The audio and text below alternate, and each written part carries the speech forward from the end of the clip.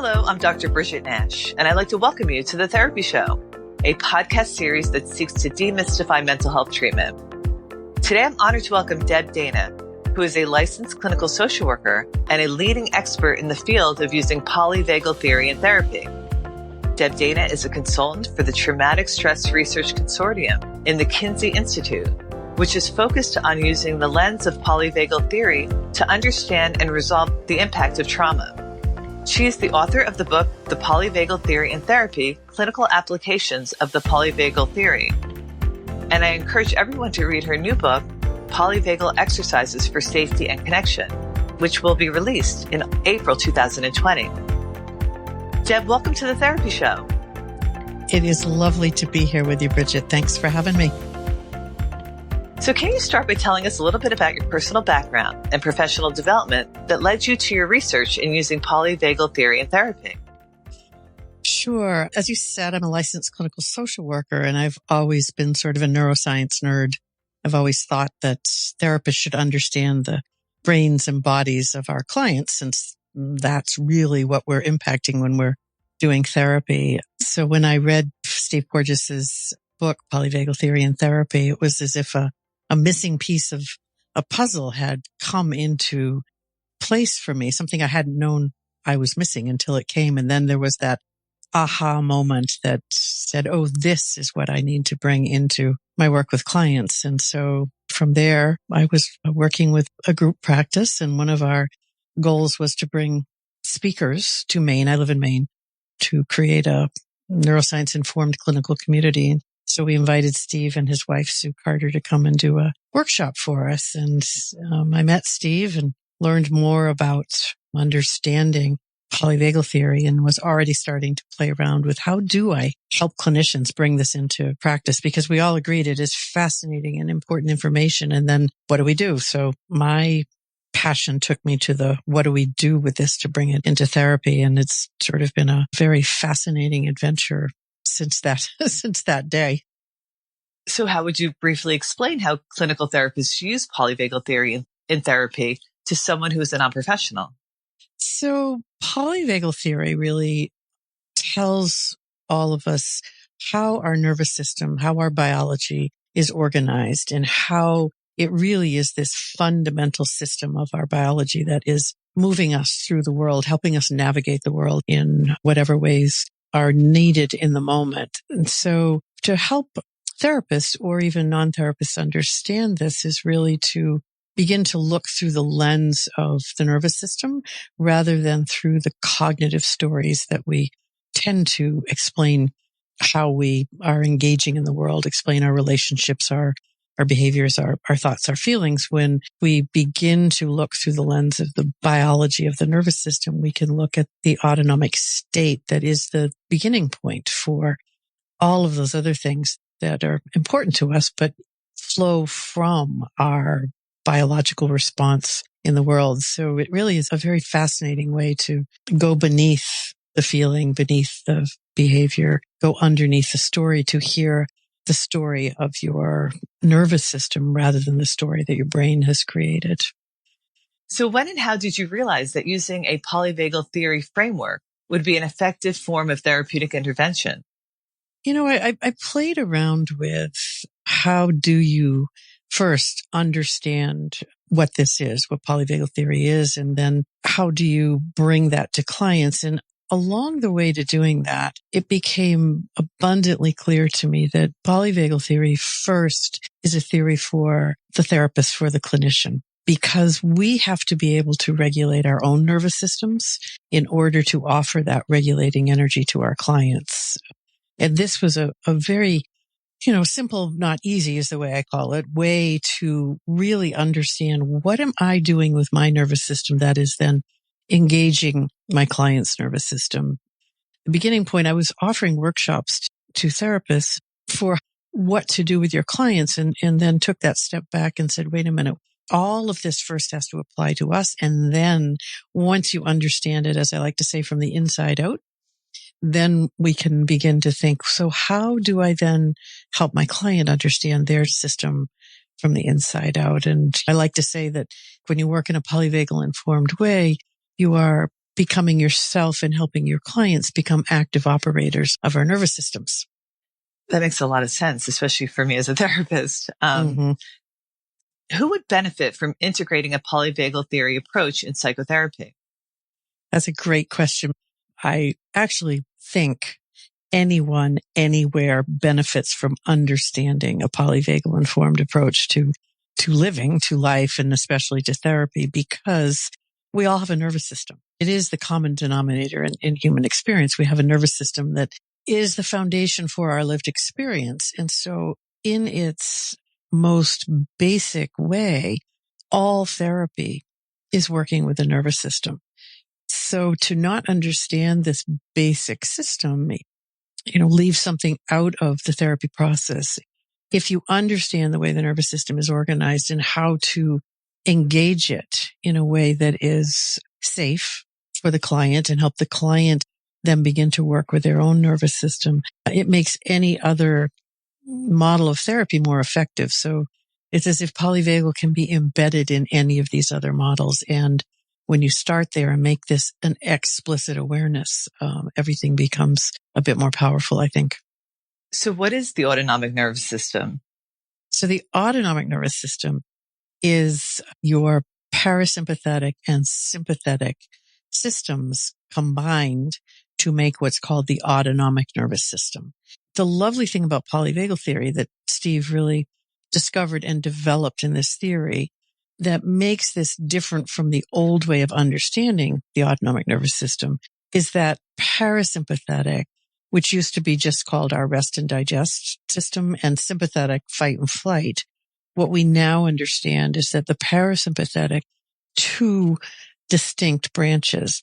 It has the ventral vagal branch, which helps us feel safe, social, connect. And when I say connect, it is not simply connect to others, but connect to ourselves, to others, to the world, and to spirit. And then the dorsal vagal system, which is the oldest part of the nervous system and the oldest part of parasympathetic, which takes us into that state of collapse or numb or shutdown that's so common, both in everyday living and especially with our trauma survivor clients. And then we have the sympathetic system, which we used to call fight and flight. I think we now would like to call the mobilizing system because it does more than fight or flight. So the nervous system has these three branches, these three circuits, two branches, parasympathetic, sympathetic, but three branches within that. And they work in an ordered hierarchy. They work from oldest to newest. So the oldest system in the nervous system was this dorsal vagal system that long, long ago, if we think of the evolutionary history of the phylogenetic history of our evolution, 500 million years ago, the dorsal vagal system was what was there. And in order to survive, there was an immobilization, a disappearing. And because evolution is very smart, we didn't throw that out when the next system came online. Sympathetic came online about 400 million years ago. So not only could we immobilize and disappear, but now we could run or fight.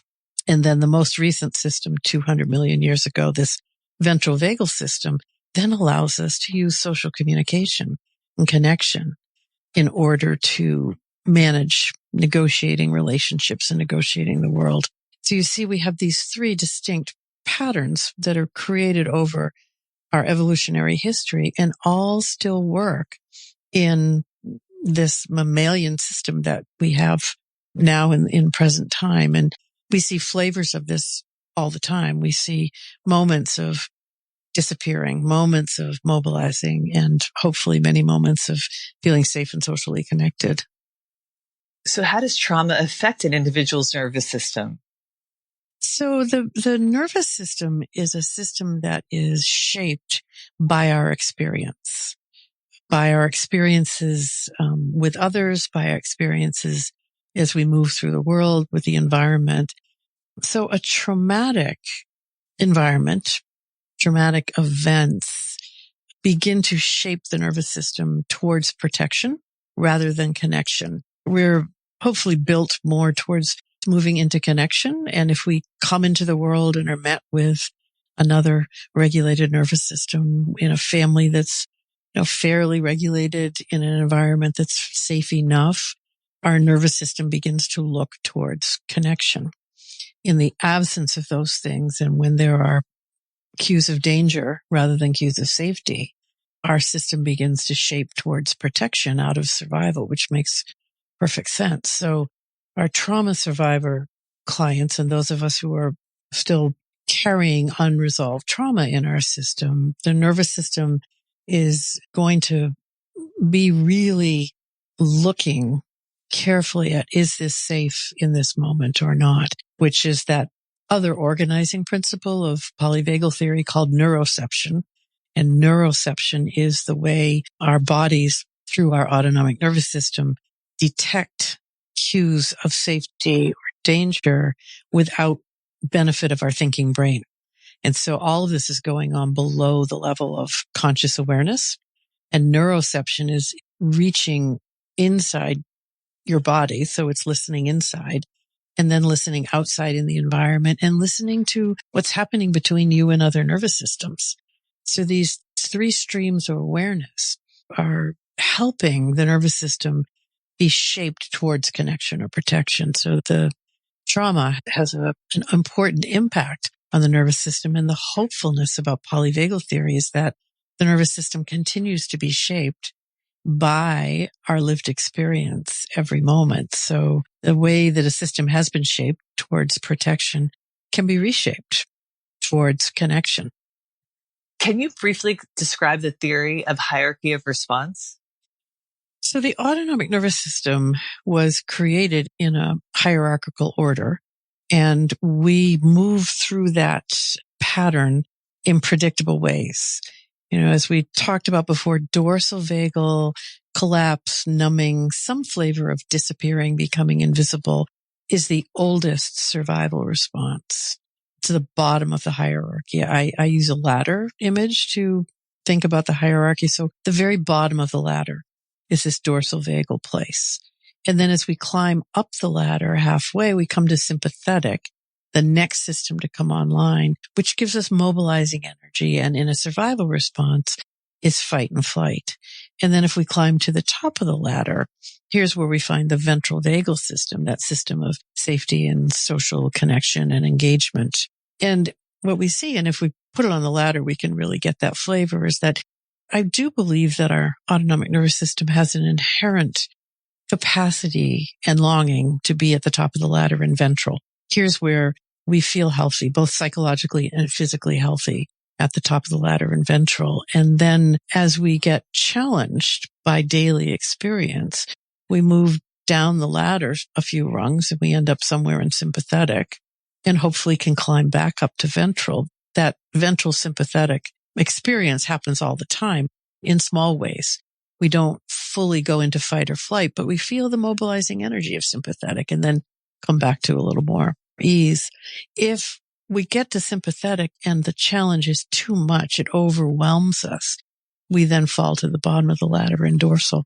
And the nice thing about seeing the image of the ladder is that from dorsal, you can see you have to climb up through some mobilizing sympathetic energy to reach ventral again. And it's not that we need to go through fight and flight. We simply have to feel some mobilizing energy in our system, because in dorsal at the bottom of the ladder, we are in conservation mode. Our systems have gone into this shutdown place where there's not enough energy to run our systems. And so you can see that bringing a bit of energy in is important. And it's the sympathetic system that brings in a bit of that energy. And then we make our way back up to the top of the ladder in ventral to safety again. And we do this predictably. Some of us spend more time in sympathetic and others of us take what I call the express elevator through sympathetic to dorsal. But we all travel this hierarchy in some way, and that makes it useful to understand because we can map it. And having a map is an incredibly helpful thing for we humans. When we have a map, we know where we are. We begin to know how to return to what I call our home in ventral. And then we begin to understand, well, what takes us to these other places? And I would like to say that the goal of a life of well-being is not to be in ventral all the time. It's not leaving ventral that brings us suffering and both physical and mental illness. It's leaving ventral and getting stuck in sympathetic or dorsal that does that. So the fact is we all leave ventral many times a day and feel flavors of sympathetic mobilization and dorsal immobilization, but we have a flexibility of response. We can then come back, find our way back to ventral. We don't get stuck in the survival response. And it's only that experience of being stuck, unable to find our way back to ventral, that brings physical and mental dis-ease and illness. How do all these systems work together? So the three systems really are in a relationship with each other, as we are, our brains and bodies, and the way we're organized is all a relationship between systems. The autonomic nervous system being no different from any of the others. It's when we have enough ventral vagal in our system. So it's, I like to think of ventral holding sympathetic and dorsal in an embrace, giving them a hug, that we're in this organized, safe enough place to move through the world and make sense of our lives through that lens of, the world's safe enough and I know how to move through it. And so when ventral is in that position, the sympathetic nervous system does its non-reactive role, its very important role in our system of managing breath rhythms and heart rhythms and giving us mobilizing energy for our limbs and bringing us that energy we need to engage in passionate, joyful, exciting, playful ways with the world.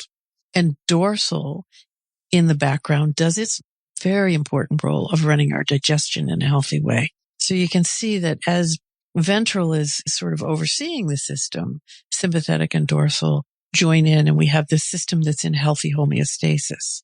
When ventral is challenged and can't meet the demand of whatever it is that's happening in the world, then we leave ventral. And when ventral turns off, we then move into sympathetic in that survival response of fight and flight, which also brings that HPA axis, the hypothalamic pituitary adrenal axis on board, flooding us with cortisol and adrenaline, which we know is not a healthy state on an ongoing basis for our bodies. And then sympathetic, when it can no longer do its job, goes offline. And then we are fully in a dorsal collapse, numb, disappearing mode. So you can see that as these three states work together under the guidance of ventral, sympathetic and dorsal bring their very important roles. It's only when ventral loses its grip, when it can't hold on because the challenge is too great, that then we move into these survival responses. And I do want to put the word adaptive in front of survival response, because any time the nervous system enacts a sympathetic or a dorsal survival response, it's done that because there's a neuroception of more cues of danger than safety. And it's simply acting in order to ensure your survival. And the nervous system doesn't make moral meaning or assign motivation to this. It only acts to ensure survival. We humans are the ones who make moral meaning out of somebody's behavior. And so one of the things that I really appreciate about looking through the lens of polyvagal theory is we can look at another person and look at them through the lens of the nervous system and be curious about what are the cues of danger that are present right now for that system that it has gone into this survival response. A very different way of looking at another person rather than thinking about the cognitive story that our brain makes up about how they are doing something bad or they're bad or they're not trying hard enough or they're not willing to connect, and simply looking at, their biology has taken them to this other place where they are unable to come into safe connection. And I wonder, is this where the mental and the physical intersect? Because I'm thinking this could be where physical illness occurs as well as mental distress.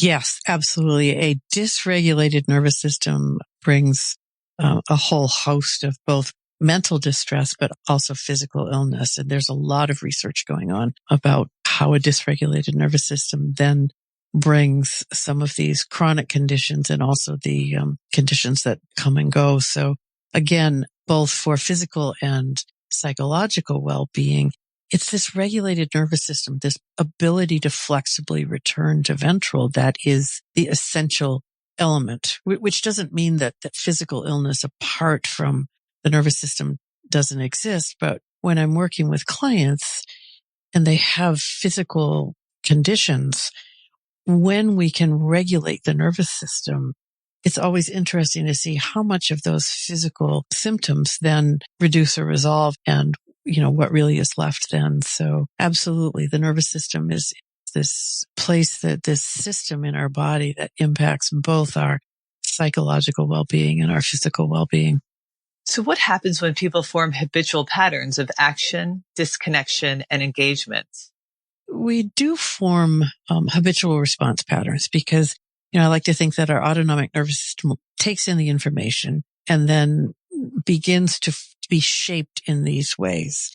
And, if we think about our own systems, I've recently been talking to people about I like to think a home and ventral, that really is for all of us, our home, meant to be our home. And when I'm working with people, I say, we're just reminding your nervous system that it knows the way home to ventral. It knows how to navigate this hierarchy back to ventral. So that's our home. And then we each, I like to say, have a home away from home, that we are more shaped towards sympathetic or dorsal. We do all of them, certainly. We do both sympathetic and dorsal, but we have sort of a tendency because of our shaping, our patterning in our life experience of going more towards one than the other. So for my system, I am shaped much more toward a dorsal survival response than a sympathetic mobilizing response. So when I leave ventral, I go very quickly through sympathetic and end up in this dorsal flavor of disappearing, becoming invisible.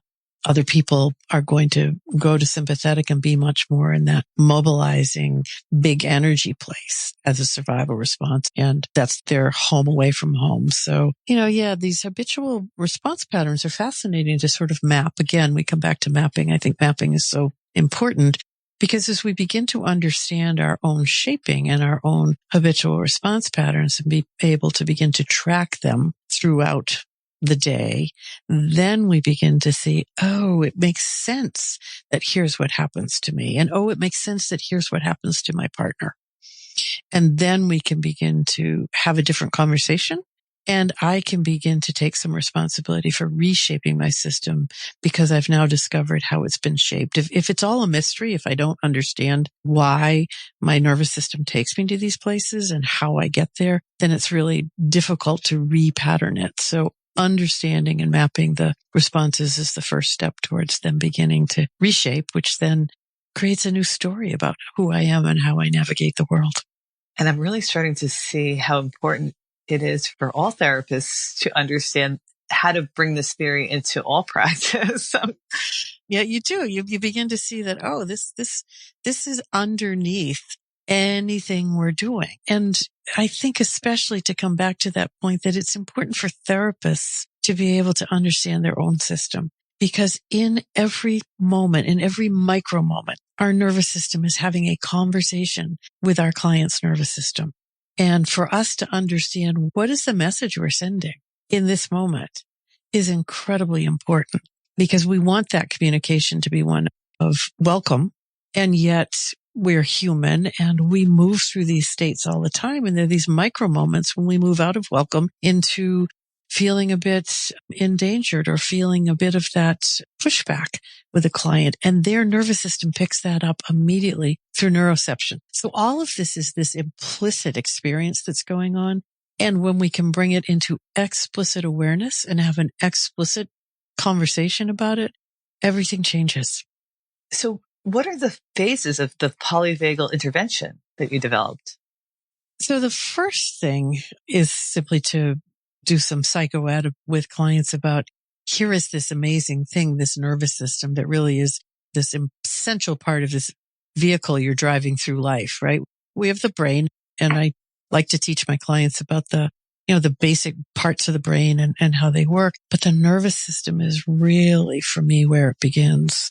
Because again, 80% of the information from the parasympathetic vagal pathways, 80% is going from the body to the brain. So this is a hugely important experience for clients to understand how this body to brain highway works. So, we begin with either doing some psychoed about the three states, or asking a client to give me an example of an experience recently when they felt distressed. And we then begin to map through that. So some clients like the strict psychoed, and others like to use their own experience to say, oh, so here's where your sympathetic nervous system was activated. Oh, and here's where your dorsal came to the rescue. And so after psychoed, I have a basic mapping series, and the first one is called the personal profile map. And it's that ladder map. And this is the essential first map because it answers the question, where am I? Where am I on my autonomic hierarchy? And so clients will create their personal profile map. We do it together because even though it's their map, it's a dyadic co-regulating process that's happening. And they'll begin to identify for each of their states what happens in their body. What do they think? What do they feel? What do they say? What do they do? And then there are two essential questions they answer for each state. They simply fill in the world is and I am. And those two questions are really powerful examples of what are the core beliefs that each state is bringing into activation for clients.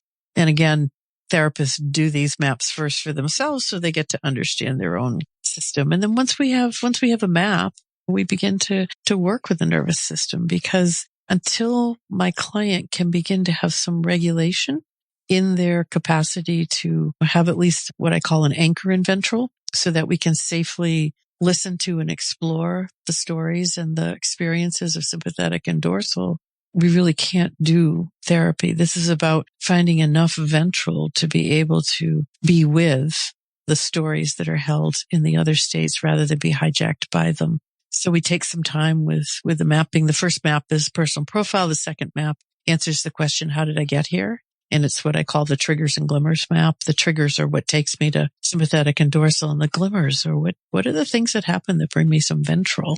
And then the third map is regulating resources, which answers the question, so how do I begin to move towards ventral, and how do I begin to have more ventral in my life? So those three maps are really the foundation of creating this shared language.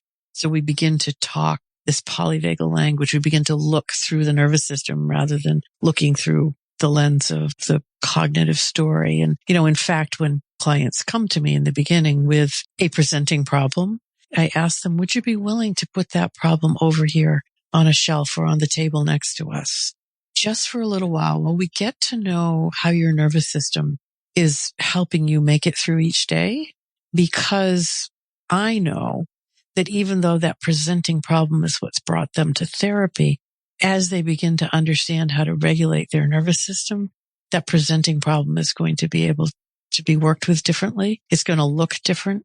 When we take it back off the shelf and bring it back into the work, they're going to have a very different experience of it because they're working from a regulated nervous system now. And I also know that as a polyvagal informed therapist, my responsibility, my work, what I want to do with my clients is to really help them understand their own nervous system, because that thing that brought them to therapy is not going to be the only thing they struggle with over the course of their lives. So if I can give them the tools to have a more regulated nervous system, they're going to be able to effectively engage with all those other things that come over the course of a normal life. And then when the more traumatic events come, they're going to know, oh, this is one that I want to take to therapy. And we're already going to have that foundational language about the nervous system and some tools to regulate, both co-regulate and self-regulate, so that we can begin to work on that issue more quickly.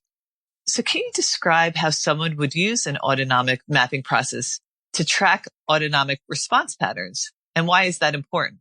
So the autonomic mapping process is really the foundation of being able to understand what's happening in my nervous system so that I can then see how I'm moving through life differently. For a therapist and clients, this is the place to start. And creating the personal profile map so that I then have helped my client really clearly get to know, I call it befriending.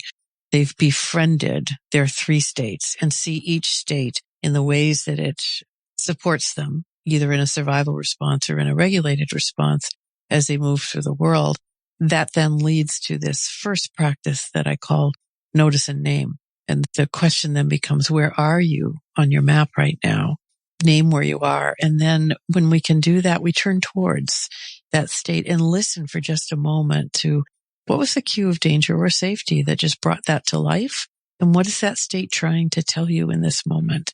So that really is this very first steps of becoming attuned to the nervous system. And once a client has done a map, I will stop many times during a session and say, so where are you right now? Right? So because it's not only that I want to know, because I am curious about where they are, but it's that I want my client to develop the capacity to do that on their own easily. So they can just stop anytime and go, where am I now?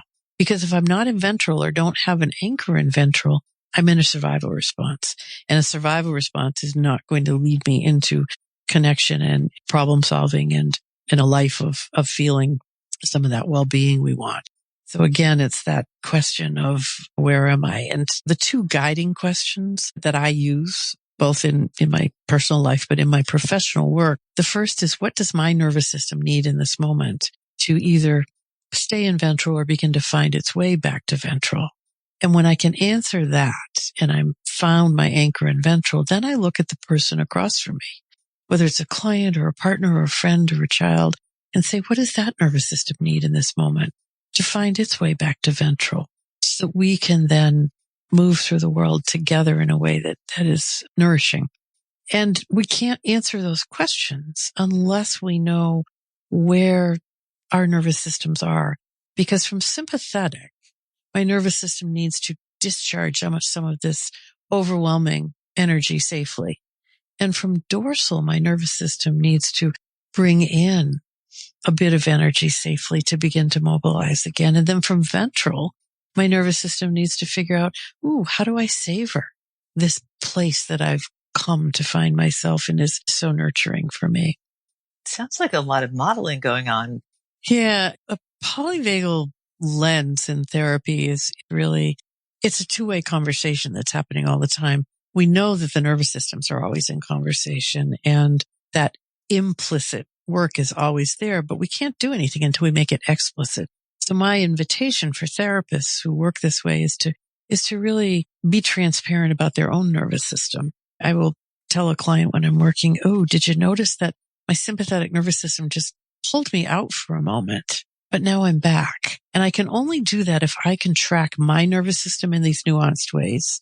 And if I then feel the comfort of being able to say that to my client. And the reason to do that is because your client's nervous system through neuroception has picked up on the fact that you left and hopefully picked on the fact that you came back. So if you don't give context to that, then their nervous system is going to simply register something happened, but they don't understand it.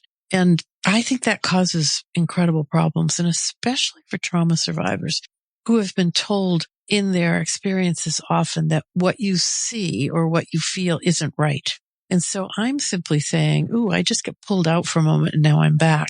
So I don't need to give my clients the details of what happened. They just need to know that it in fact did happen. And so for me, I need to be tracking. I also need to be able to come back quickly to ventral. And then I need to bring that to my clients and let them know that, yes, this did happen and I'm back. So it gives their nervous system the experience of really what you felt was true. Something did happen. And this person keeps coming back predictably, coming back. And it's that sense of trust through this nervous system place first that begins to get created, because I can tell my client all I want. And our cognitive, our thoughts, our words, our brains can have this conversation. But I like to joke recently and say that if, your brain and your nervous system are in an argument, your brain is going to lose that argument every time. Your nervous system is going to run the show. So I really want to have a nervous system to nervous system conversation rather than a brain to brain conversation. And so in order to do that, I need to know what my nervous system is doing, and I need to share that with my client. And sometimes the sharing is, can you feel that my ventral system is really reaching out to hold you right now? It's another explicit awareness that I want to bring to my client, that my ventral, I am regulated, I am firmly anchored in ventral, and I can hold us here while we do this difficult piece of work. So again, having this different language, this nervous system connection and conversation, I think really supports the therapy in a different way. What is repatterning, and how can therapists work with their clients to reshape their autonomic nervous system after being affected by trauma? So I think for therapists, the work in helping clients reshape their nervous system is to first really befriend and get to know what are the patterns that are here, and to see them as adaptive survival responses. The pattern that your system took on was essential in the moment it took it on for whatever reason, and it may not be serving you so well now. Perhaps it's no longer needed in the same way. So as we begin to befriend and understand, then we can begin to use some very simple exercises to begin to reshape. And there are so many ways to reshape the nervous system through movement, through breath, through intention, through language, through story writing. I guess the categories are co-regulation, which is essential. So how does my nervous system co-regulate with my clients? And there are a lot of activities that we do in co-regulation. And then after co-regulation is safely come into life, then it's self-regulation. How do I help my client begin to self-regulate? And I've created a number of practices that we do regularly in the office. The next book has exercises that a therapist would do with their client in the office, and then a client would continue to do between sessions, because what I've really discovered is the nervous system is, of course, interacting all the time with the world. And what we do in the office needs to be supported by inviting our clients to continue to do some autonomic shaping out of the office between sessions. So I think if you understand the organizing principles of where are you in the hierarchy and what is your neuroception bringing you, and co-regulation, which is the third organizing principle, that we are wired to be in connection with other nervous systems. And we need to find that safe connection in enough moments so that we feel the trust in that and the nourishment of that. But if you understand how the nervous system works through these principles, then there are unlimited ways to begin to shape the system in new ways. And I found I've created a number of them, but therapists are creative people.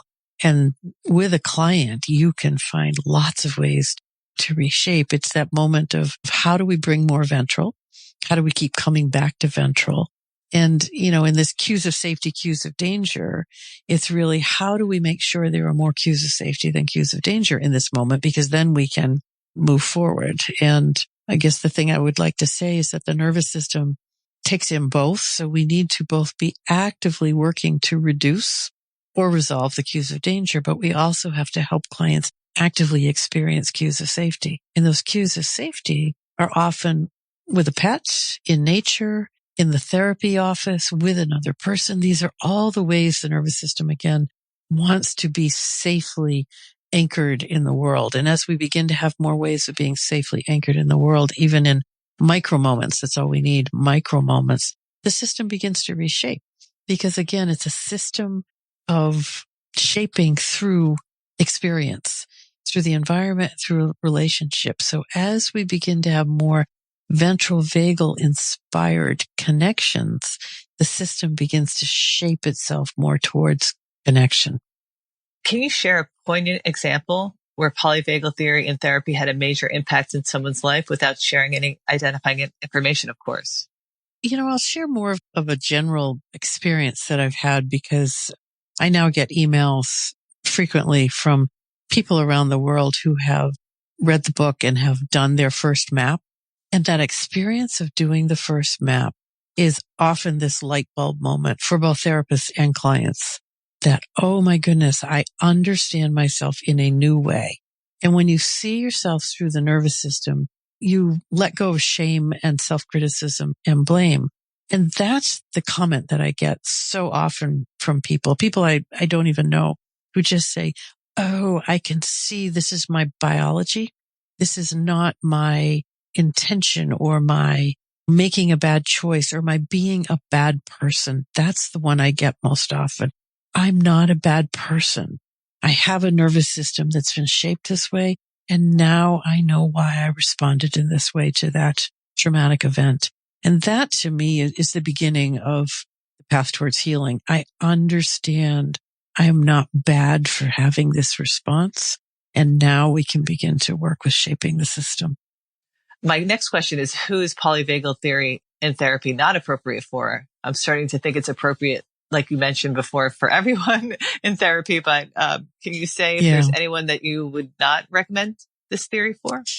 I really don't have someone that I would not recommend this for, because for me, this is a basic biological system that we all have, and it's shaped in one way or another. So simply understanding that, here's how your body works, I think is important for everybody. Now, there's certainly people who are in a crisis or in a psychotic event are highly dissociated in the moment, and you can't do this then.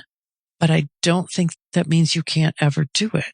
And I think it makes it really helpful information for everybody to look at. I was recently talking with someone who works in palliative care. And yes, it has a place there too, both for the family to help them understand their autonomic responses. And so can they show up with a ventral vagal welcome or ventral vagal love for their family member who's dying? And for the family member who's dying, to help them understand, here's what's happening in your nervous system. So even in those moments, understanding the biology of response brings compassion. So Deb, what are you most excited about in mental health treatment today? Oh, well, for me, because I'm a passionate polyvagalist is what I like to say. As I get out and I spend most of my time now teaching and doing consultation and helping therapists begin to look at the world this way, I have been so excited by the response that clinicians of all kinds have given back, saying they're beginning to integrate this into schools, into medical settings, into the legal setting, into business, into organizations, agencies, and private practice. And to think that, wow, this is the ripple effect.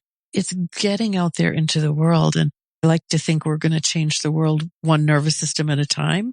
And for me, as I see all of these nervous systems beginning to understand, it feels exciting to think that agencies are taking this on and thinking, how can we look at how we offer services to our clients in a way that respects their nervous system response and doesn't label them as good clients or bad clients or needy clients or non-compliant, but simply looking at what can we do to offer enough cues of safety so that the client can be successful in whatever they're coming here to seek support with. So for me, if we could look at therapy as first and foremost creating enough autonomic safety so that then clients could engage in whatever the model of therapy, whatever they want to work on, that would be amazing for me.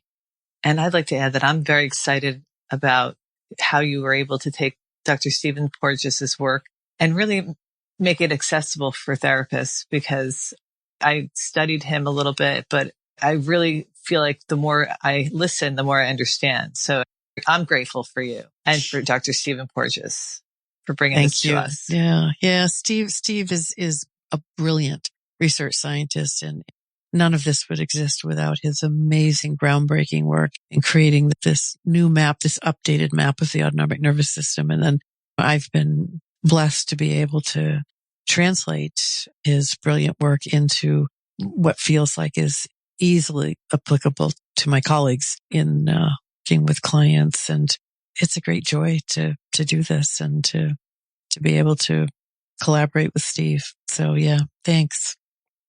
So if you had a magic wand and could improve one thing about mental health treatment today, what would that be? Oh, my magic wand. I'm going to wave that magic wand, and every single person in the entire world is going to be taught about their nervous system in school. Starting in school, they're going to learn, and medical schools are going to teach it, and judges are going to understand it. And so my magic wand is this. It's going to spread the polyvagal lens all across the world. I agree. So how can my audience learn more about your work, either online or in print? So online, my website is rhythmofregulation.com, and it lists all my workshops. It's got some downloadable resources. It has podcasts and webinars I've done. It also will have links to my books. The first book, Polyvagal Theory and Therapy, is, I think, a really great place to start. I would invite people to buy that book and start there, and then maybe create a small practice group and do it with colleagues. Do the exercises for yourself first, and then try them out with clients. The second book, Polyvagal Exercises for Safety and Connection, is coming out spring 2020. And that's the one that's going to have exercises that you would introduce with your clients in a session, and they would then use practice between sessions with the goal of creating a group of practices that are going to help them over the course of their life continue to shape their system and then maintain that new shape. So I think the other thing I want to mention I'm really excited about is I'm creating a polyvagal flip chart, which will be a great tool for clinicians to have in their office so that they can just flip the pages and show their clients, here's what we're talking about, here's what we're working with today. And we'll have some of the maps in reusable form in that flip chart. And then because polyvagal is more than a clinical tool, I've just recorded an audio program which will be available for the general public, because I think it's important for everyday people, not just therapists, clinicians, to understand this theory. So all of that you can find on the website, and I hope that I'll get to meet some of your listeners at a workshop someday. And all of those resources will also be on therapyshow.com. I'm creating a page dedicated to your work. So Deb, on behalf of myself, my listeners, and all of the people that you've helped through your work, I want to thank you for your contributions to mental health treatment and for taking the time out of your busy schedule to help me and my audience better understand the field of polyvagal theory and therapy. Thank you, Bridget. It's really a delight to talk with you, and I hope you and I get to meet in person one day. I would be very honored. So be sure to check out my website, therapyshow.com. Again, I will have a page dedicated to polyvagal theory and therapy, and it has many other resources about mental health. And there you will also find how to submit questions, stories, or insights that you have about the mental health system, or suggestions about who else I can interview and how I can improve the show. So I'd like to close by reminding our listeners to please subscribe, share, and review this podcast so you, someone you love, and people around the world can gain more benefit from therapy. There's no need to suffer in silence. Get the help that you need to create the life that you want.